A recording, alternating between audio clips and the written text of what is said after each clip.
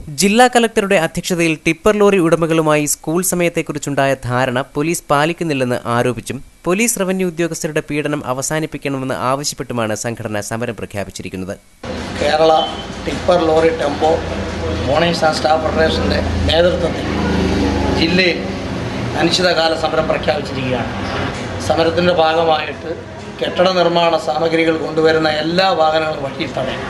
സാധാരണ കരമണ്ണെടുക്കുന്നതിനും വാഹനങ്ങളിൽ കയറ്റിക്കൊണ്ടുപോകുന്നതിനും മുൻകൂട്ടി അധികാരികളുടെ അനുവാദമോ റോയൽറ്റിയോ ആവശ്യമില്ലെന്ന വ്യവസായ വകുപ്പിന്റെ ഉത്തരവുണ്ടായിട്ടും വഴിയിൽ വാഹനങ്ങൾ പിടിക്കുന്ന റവന്യൂ പോലീസ് വകുപ്പിന്റെ നടപടി അവസാനിപ്പിക്കുക, വ്യാവസായികാടിസ്ഥാനത്തിൽ സാധാരണ കരമണ്ണ് ഖനനം ചെയ്യുന്നതിന് പാസ് അനുവദിക്കുക, സാധാരണ കരമണ്ണ് ഖനനം ചെയ്യുന്ന സ്ഥലത്തെക്കുറിച്ച് വ്യക്തമായ പരാതിയുണ്ടെങ്കിൽ ബന്ധപ്പെട്ട ഉദ്യോഗസ്ഥർ സൈറ്റ് സന്ദർശിച്ച് പരാതി വസ്തുനിഷ്ഠമാണെങ്കിൽ മാത്രം ഭൂമിയുടമയുടെ പേരിൽ നടപടിയെടുക്കുക, അല്ലാതെ ഓട്ടം പോകുന്ന ടിപ്പറുകളുടെയും JCBകളുടെയും പേരിൽ കേസെടുത്ത് പിഴ ചുമത്തുന്ന നടപടി അവസാനിപ്പിക്കുക, സ്കൂൾ സമയം നേരത്തെ തീരുമാനിച്ചതുപോലെ രാവിലെ 9 മുതൽ 10 വരെയും വൈകിട്ട് 3:30 മുതൽ 4:30 വരെയും ആക്കുക, അവധി ദിവസങ്ങളിലെ സ്ക്വാഡിന്റെ അനാവശ്യ വാഹനവേട്ട അവസാനിപ്പിക്കുക, അവധി ദിവസം ടിപ്പർ ഓടാൻ അനുവദിക്കുക, സാധാരണ കരമണ്ണ് പിടിച്ച് മണൽ കയറ്റി എന്ന് പറഞ്ഞ് കള്ളക്കേസുകൾ എടുക്കുന്ന RDO ജീവനക്കാരുടെ നടപടി അവസാനിപ്പിക്കുക, കെട്ടിട നിർമ്മാണത്തിനാവശ്യമായ സാധനങ്ങൾ കയറ്റി വരുന്ന വാഹനങ്ങൾ വഴിയിൽ തടഞ്ഞു നിർത്തുന്ന RDO, പോലീസ് എന്നിവരുടെ നടപടികൾ അവസാനിപ്പിക്കുക, വാഹന ജീവനക്കാരെ വഴിയിൽ തടഞ്ഞു നിർത്തി